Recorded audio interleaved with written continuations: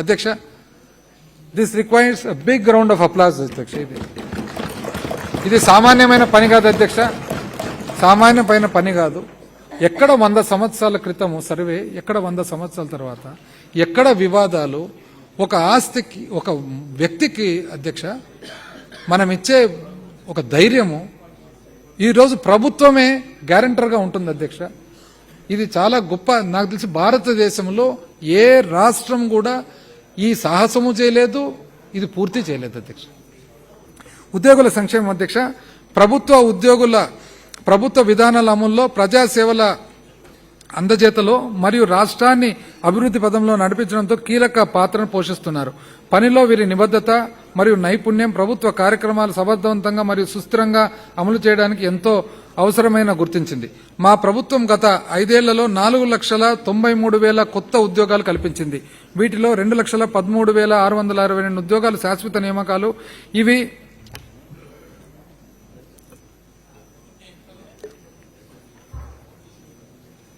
Important అధ్యక్ష. మా ప్రభుత్వం గత 5 ఏళ్లలో 4,93,000 కొత్త ఉద్యోగాలు కల్పించింది. వీటిలో 2,13,662 ఉద్యోగాలు శాశ్వత నియామకాలు. ఇవి 2014-19 మధ్య కాలంలో కల్పించిన 34,108 ఉద్యోగాల కంటే ఎన్నో రెట్లు ఎక్కువ. 2014-19లో 34,108 ఉద్యోగాలు అయితే అధ్యక్ష, ఇప్పుడు 4,95,000 కొత్త ఉద్యోగాలు అధ్యక్ష.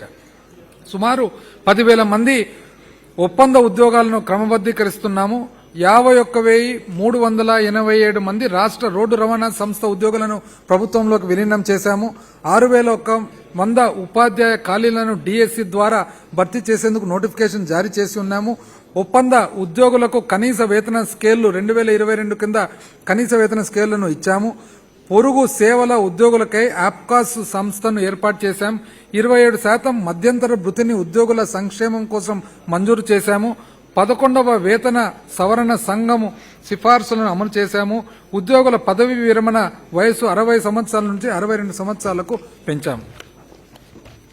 ఆశా వర్కర్లకు, గిరిజన సామాజిక ఆరోగ్య కార్యకర్తలకు, పురపాలక పొరుగు సేవల ప్రజారోగ్య కార్మికులకు, గ్రామీణ పేదరిక నిర్మూలన సంస్థ సెర్ప్కు చెందిన విలేజ్ ఆర్గనైజేషన్ అసిస్టెంట్లకు, పట్టణ పేదరిక నిర్మూలన కార్యక్రమం మెప్మాకు చెందిన రిసోర్స్ పర్సన్లకు, హోంగార్డులకు, మధ్యాహ్న భోజనం పథకం కింద పనిచేసే వంట సహాయకులకు, అంగన్వాడీ వర్కర్లకు మరియు సహాయకులకు మా ప్రభుత్వం వేతనం పెంచింది.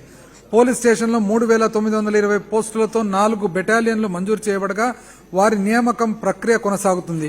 మన రాష్ట్ర పోలీస్ శాఖలో పనిచేస్తున్న అధికారులు మరియు ఇతర ఉద్యోగులందరికీ మెరుగైన ప్రమాద బీమాతో కూడిన composite group personal accident insurance policy అమలు చేయబడుతుంది. నూతన పెన్షన్ పథకం కింద ఉద్యోగుల పదవి విరమణ అనంతరం ఎదుర్కొనే సమస్యలను పరిష్కరించడానికి మా ప్రభుత్వం మరింత లాభదాయకమైన, స్థిరమైన ప్రత్యామ్నాయంగా ఆంధ్రప్రదేశ్ హామీ పెన్షన్ పథకం జీపీఎస్ ను అమలు చేయడానికి ముందడుగు వేసింది. దీని ద్వారా మన రాష్ట్రం కేంద్ర ప్రభుత్వంతో సహా ఇతర రాష్ట్రాలకు ప్రత్యామ్నాయ పరిష్కారం అందించగలిగింది. అధ్యక్ష, ఈ లాస్ట్ పోర్షన్ వచ్చేసి గత 5 సంవత్సరాలుగా మన ప్రభుత్వం సాధించిన విజయాలు అధ్యక్ష.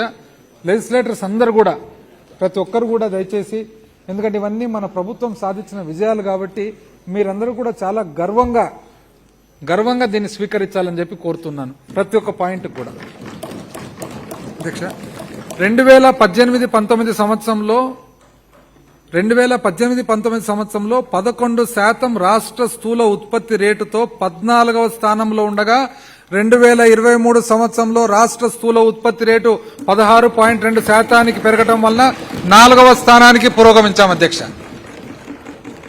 ఇక్కడ ఎందుకంటే అధ్యక్ష, ఇప్పుడు ఈరోజు లీడర్ ఆఫ్ అపోజిషన్ లేరు, కానీ ఈ స్థూల ఉత్పత్తి అనేది ఆయనకు బాగా తెలిసిన విషయం అధ్యక్ష.